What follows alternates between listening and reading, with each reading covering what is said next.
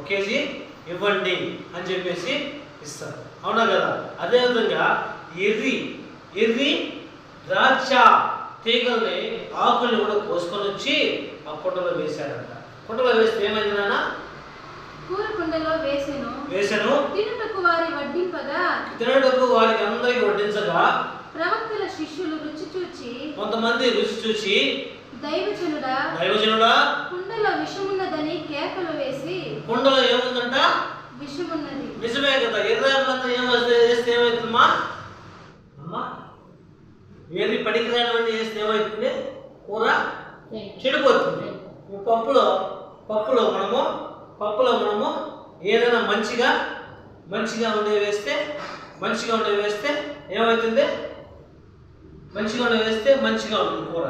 అదే పనికిరానివన్నీ వేసేస్తే కూర చెడిపోతుంది, చేదెక్కిపోతుంది. నేను బాగానే చేశానే, ఎందుకు చేదైపోయిందంటే ఒక ఆకు పనికిరాని వేసేస్తే కూర అంతా చెడిపోతుంది. అవునా కదా? చెడిపోతుంది. అదేవిధంగా ద్రాక్ష ఆ తీగలు ఎత్తుకొని వేశారు, దాంట్లో కూర మొత్తం చెడిపోయిందంట. అప్పుడు అంటారు శిష్యులంతా, అయ్యో ఆ కుండలో విషం ఉంది, మేము ఎలా భుజించాలి అని ఆ పాస్టర్ చెప్తున్నారు. పాస్టర్ ఏం చేసినాడమ్మా? కేకలు వేసి దానిని తినక మానిరి. అతడు పిండి కొంత తెమ్మనెను. పాస్టర్ కొంచెం పిండి తిండి వారు తేగా కుండలో దాన్ని వేసి ప్రార్థన చేసి కుండలో వేసినాడు పాస్టర్. జనులు భోజనము చేయుటకు వడ్డించుడని చెప్పాను. పాస్టర్ ఏం చేశాడు? భోజనం చేయండి మీరు, అదేమి కాదు అని చెప్పేసి ఆ పిండి ప్రార్థన చేసి వేశాడు. పిండికి సాదృశ్యము యేసయ్య శరీరము. మనకు కూడా ఈ లోకంలో ఎంత గలిబిలిగా ఉంటుంది. మన జీవితం ఎట్లుంటుందంటే పనికిరాని కుండ లాంటిది. ఇవి ఏం చేస్తుందంట? చెత్త వేసుకుంటాం నెత్తిన, పనికిరాని విషయాలంతా నెత్తిన వేసుకుంటాము. పనికిరాని విషయాలంతా నెత్తిన వేసుకొని మనము పక్కింటి ఇది నెత్తిన వేసుకొని ఏం చేస్తామో కుళ్ళి మనమే చచ్చిపోతాం. అవునా కదమ్మా? పనికిరాని విషయాలు. ఇది కుండ లాంటిది. ఈ శరీరం ఎలాంటిది? కుండ లాంటిది. కుండలో ఏం చేస్తున్నారో ఆకులు వేసి వాళ్ళు చెడిపోయేటట్టు చేస్తే మనం కూడా ఏం చేస్తున్నాము? పక్కింటి ఉంది, ఎదురింటి ఉంది, మొత్తం శక్తి నెత్తి వేసుకోండి. వాళ్ళ గురించి ఆలోచిస్తూ ఉంటాం ఎంతసేపు, మన గురించి ఆలోచించరే జనులు. ఇది కుండ లాంటిది. ఈ కుండలో ఏం చేస్తున్నాము? పనికిరాని విషయాలు వేస్తూ ఈ కుండ చెడిపోయింది. అందుకనే ఆ మాట దైవజనుడు వాక్యమనే విత్తనము, వాక్యమనే ఆ పిండిని వేశాడు. పిండికి సాదృశ్యము యేసయ్య మనలో నివసిస్తే మనం ఏం చేస్తున్నది? పోయి బాగుపడుతుంది. ఇంక వడ్డించండి అంటాడు యేసయ్య. ఆ పాస్టర్ ఏమన్నాడు? ఇంక వడ్డించి తినండి. ఆ పిండి కొంచెం వేసినట్టు ప్రార్థన చేసి ఏమైంది? వడ్డించమన్నాడు. చెప్పమా, చదువుమా. వడ్డింపగా కుండలో మరి ఏ జబ్బు కనిపింపకపోయేను. ఆమేన్. ఏ జబ్బు లేదు, ఏ రోగము లేదు, ఏ శాపము లేదు, ఏ సమస్య విషము లేదు కుండలో. మనలో కూడా యేసయ్య అనే వాక్యాన్ని మనం వెతుకుంటే ఆ విషయం అంతా బయట వెళ్ళిపోతుంది. ఎప్పుడు మనం యేసయ్య రొట్టె తింటామో అప్పుడు మనం జీవం గల దేవుని పిల్లలుగా ఉంటాం. హల్లెలూయా. కాబట్టి మనం ఈ కుండ లాంటి వాళ్ళము. కుండ ఏం చేస్తుంది?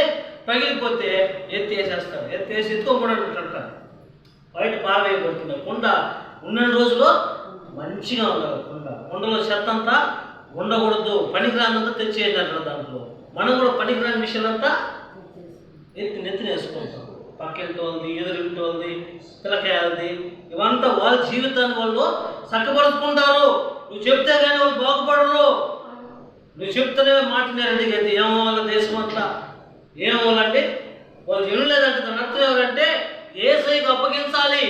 వాళ్ళ జీవితాన్ని యేసయ్యకు అప్పగిస్తే దేవుడు మారుస్తాడు వాళ్ళని. అంతేగాని మనం చెత్త అంతా నెత్తిన వేసుకొని, చెత్త కడుపులో వేసుకొని దిగమింగు అయ్యో వాళ్ళు రక్షించయ్యో వాళ్ళు ఇట్టయ్యో వాళ్ళు ఇట్ట మన సమస్య దేవుడు పక్కన దోసేసి నీ సమస్యను ఎంతసేపు చెప్తే ఎలా? ఏమని చెప్పాలా? వాళ్ళు మార్చని చెప్పాలా? వాళ్ళంతా పక్కన యేసయ్యను మన హృదయంలోకి ఆహ్వానించాలా? చెత్తనంతా తోసేయాలి బయట.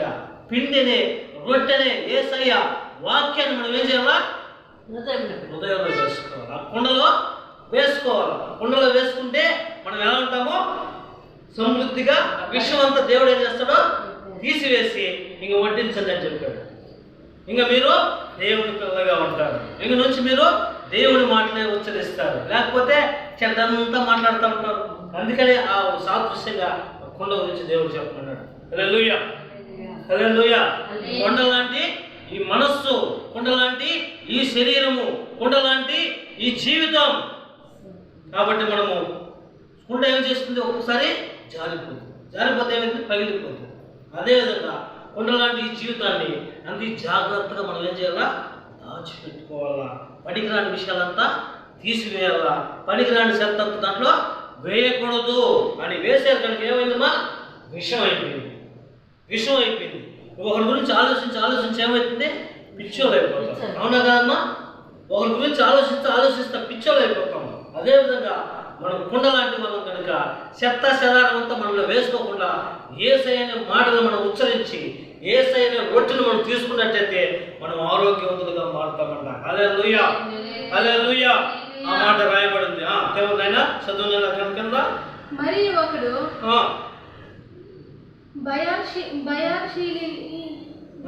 బయర్షాలిష నుండి మొదటి పంట బాపతు యవల పిండితో చేయబడిన 20 రొట్టెలను క్రొత్త గోధుమ వెన్నులను కొన్ని పండ్లను తీసుకుని వచ్చి దైవజనుడైన అతనికి కానుకయ్యగా అతడు జనుల భోజనము చేయుటకు దాన్ని వడ్డించమనెను. చూసినారా ఏమంట, దైవజనుడు కూడా కానుక తీసుకునేది ఏమవుతుంది, ఆయన తినేసేదానికి కాదు, మళ్ళా ఏం చేస్తున్నారు, వడ్డిస్తున్నారు. అయిపోయింది, వడ్డిస్తారు. ఏమంట, వడ్డిస్తారు. దైవజనునికి ఏదైనా ఇస్తే కూడా ఏం చేయాలంట, వడ్డించాలి. మనం కూడా ఏం చేయాలా, దేవునికి ఏం చేయాలా, ఇవ్వాలా. దైవ సేవకుడు ఎత్తుకు జోబులో పెట్టుకోమోడు, అది ఇంకొక 10 మందికి ఉపయోగపడేట్టుగా ఆయన చేస్తాడు. కాబట్టి ఆ మాట జ్ఞాపకం చేసుకోమని మిమ్మల్ని హెచ్చరిస్తుంటున్నాను. తర్వాత అయితే అతని పనివాడు 100 మందికి వడ్డించుటకు ఇవి ఎంతవని చెప్పగా అతడు వారు తినగా మిగులునని యెహోవా సెలవిచ్చి ఉన్నాడు గనుక జనులు భోజనము చేయనట్లు వడ్డించుమని మరలా ఆజ్ఞయించెను. చూసినావా, మీకు మిగులుతుంది, మీరు వడ్డించండి, అని చెప్తున్నాడు. ఎందుకని దేవుడు వడ్డించమని చెప్తున్నాడు. ప్రతి బిడ్డ దేవుడి మాటలు వినాలి. వడ్డించడం అంటే చెప్పడం. మేము చెప్తున్నాం, ప్రతి బిడ్డ కూర్చోండి, మేము వడ్డిస్తున్నాం. మేము వెళ్ళాలని చెప్తే ఎంతసేపు మేము ఇంటికాడనే ఏం చేస్తాం, నాకు అర్థం కాదు. దేవుడి మాటలో శ్రద్ధగా వినాలి. ఇందాక చెప్పాను, కుండ లాంటి వాళ్ళను పనికిరాని విషయాలు మనము వేసుకుంటున్నాం. దేవుడి మాటలో హృదయంలో వేయతులే. సాతాను ఏం చేస్తాడో, నాకు ఇంకా పోవాలా, టైం అయిపోయిందో, ఇంటికి ఏదైనా పని చేస్తారా, లేదు. ఎంతసేపు ఉప్పుల మీటింగ్ మాట్లాడుతూ ఉంటారు, ఉప్పుల మీటిలో మాట్లాడుతూ ఉంటారు. ఎంతసేపు ఊరి కథలు మాట్లాడుతూ ఉంటారు. ఎంతసేపు దేవుని మాటలు పక్కన తోసేసి వ్యవహారం పెట్టుకుంటారు. దేవుని మాట శ్రద్ధగా వినాలా. దేవుని మాటలు ఏం చేయాలా, శ్రద్ధగా వినాలా. శ్రద్ధగా వింటే ఐశ్వర్యవంతులు అవుతారంట. శ్రద్ధగా వింటే ఏమవుతుంది, ఐశ్వర్యవంతులు అవుతారు. బద్ధంగా వింటే దరిద్రులు అవుతారు. బద్ధంగా వినకూడదు. దేవుడి మీద శ్రద్ధ ఉండాలి, శ్రద్ధ. అందుకనే 1 కొరింథీ రాసిన పత్రిక చివరి ఒక మాట ముగిస్తా. 1 కొరింథీ రాసిన పత్రిక 11వ అధ్యాయం 1వ వచనం. నేను క్రీస్తును మీరు అన్ని విషయాలు 2 కొరింథీ రాసిన పత్రిక 2:11 క్షమించాలి.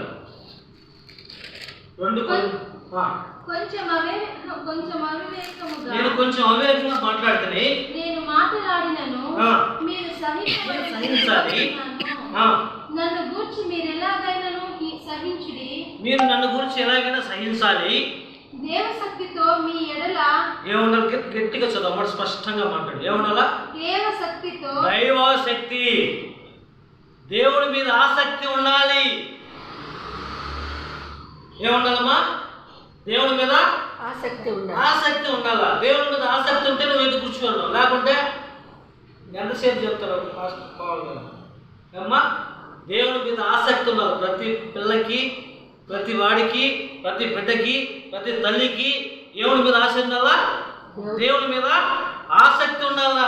ఆసక్తి లేకపోతే ఎవరన్నా చెప్పుకోండి, మన జీవితం మన ఇష్టం, మనం చెడిపోతే నాకేమి, నేను బతికితే చాలు, నేను బాగుంటే చాలు అని చెప్పేసి కుండలాగా ఉంటారు, ఓట కుండలాగా ఉంటారు.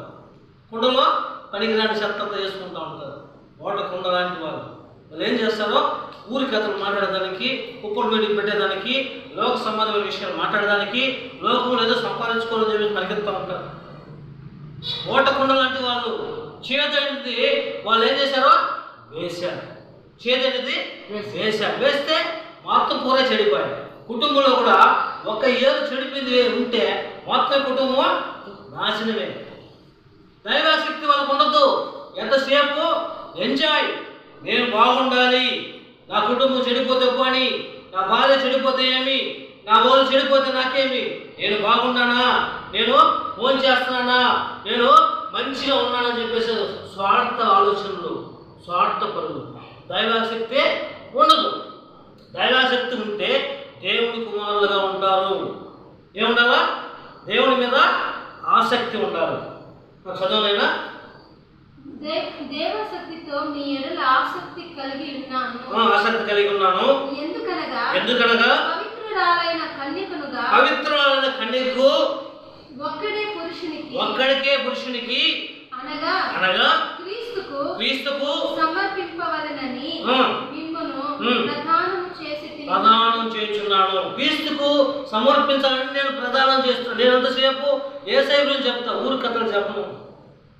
యేసయ్యకి మిమ్మల్ని ప్రదానం చేయాలి. ఎందుకంటే మీకును క్రీస్తునికి సత్సంబంధం కలిగి ఉండాలి. దేవుడి మీద ఆసక్తి ఉండాలి. ఆసక్తి లేనాడు ఎంతసేపు ఊరి కథలు మాట్లాడి గొప్పగా నేను చదువుకున్నాను, నేను ఈ లోకాన్ని జయించినాను, ఈ లోకం నేను సంపాదించుకున్నానని చెప్పి చెప్పుకుంటా ఉంటాడు. నేను సంపాదించినాను అంటాడు, ఈ ఫ్యాన్ నాది అంటాడు, ఈ బిల్డింగ్ నాది అంటాడు, చెప్పుకుంటాడు గర్వంగా. దేవుడి మీద ఆసక్తి ఉండదు. ఓట కుండ లాంటి వాడు, ఆ కుండలోని చెత్త లాంటి వాడు, కూరగాయల లాంటి వాడు, చేదు కలిగిన వాళ్ళు, చేదు ఉంటుంది హృదయంలో, వాళ్ళు ఏమైతే ఏమి, నేను బాగుంటే చాలు అనే స్వార్థం కలిగి ఉంటారు. కనుకనే దేవుడు చెప్తున్నాడు, దేవుడి ఆసక్తి కలిగి ఉండాలి. మనం ఎంతసేపు చెప్పినా వాడు వినలేదని దాని అర్థం దేవుడి మీద ఆసక్తి లేదు. ఎంత ప్రసంగించినా మారు మనసు పొందలేదంటే దాని అర్థం ఎవరంటే దేవుడి మీద ఆసక్తి లేదు. మరి ఎవరి మీద ఆసక్తి ఉంది? అందుకనే 1 యోహాను రాసిన పత్రికలో రాయబడి ఉంది, 2వ అధ్యాయం 15వ వచనంలో మాట రాయబడి ఉంది, ఈ లోకం ఎలాంటిదంట? శరీరాశ, నేత్రాశ, జీవడము, ఇవి కలిగి ఉన్నారంట లోకంలో. ఏముంది? శరీరాశ, నేత్రాశ, జీవడము. ఇది దేవుని వల్ల పుట్టింది కాదంట, సాతాను వల్ల పుట్టింది. దేవుని వల్ల పుట్టింది ఎలాంటిదంటే ప్రేమ, సంతోషము, సమాధానము, దీర్ఘశాంతము, ఇవి ఉంటాయి. దేవుని వల్ల పుట్టింది. దేవుని వల్ల పుట్టింది ఏముంది? ఈ లోకంలో శరీరాశ అంటే అన్ని చూసిందంతా ఇది మంచి బట్టలు వేసుకోవాలా, మంచి కారులో వెళ్ళాలా, నేను బతికితే చాలు, వీళ్ళు సాగని వాళ్ళు సాగని అని చెప్పుకుంటా ఉంటారు. శరీరాశ. నేత్రాశ అంటే చూసిందంతా నాకు కావాలని, చూసిందంతా నేత్రాశ. జీవుడము అంటే నేను చదువుకున్నాను, గర్వం. వాడంతా అంత, వాడికి ఏం తెలుసా, వీడికి ఏం తెలుసా, వాళ్ళకి ఏమి తెలియదు, అంతా నాకు తెలుసు గర్వం. అందుకనే గర్వించాడు కనుక సాతాన్ని పరలోక రాజు నెట్టి వేశాడు. వాడు వచ్చి లోకంలో పడి ఒక రాయిలోనో ఒక కుట్టలోనో చెట్లలోనో పడిపోయి దేవుడి దూతలు యుద్ధానికి వచ్చినారు. మిఖాయేలు యుద్ధానికి వస్తే వీళ్ళు దొంగలు దాముకొని చెట్లలో దాముకొని దేవుడి పిల్లలు ఉడకాడిస్తున్నారు. ఏమ్మా ఉషమ్మ రా, నా దగ్గరికి రా, నేనే నీ దేవుణ్ణి, నాకు కోని పోయి, నాకు ఏంది ఏమంటున్నా ఇంకా ఏమంటారు, నాకు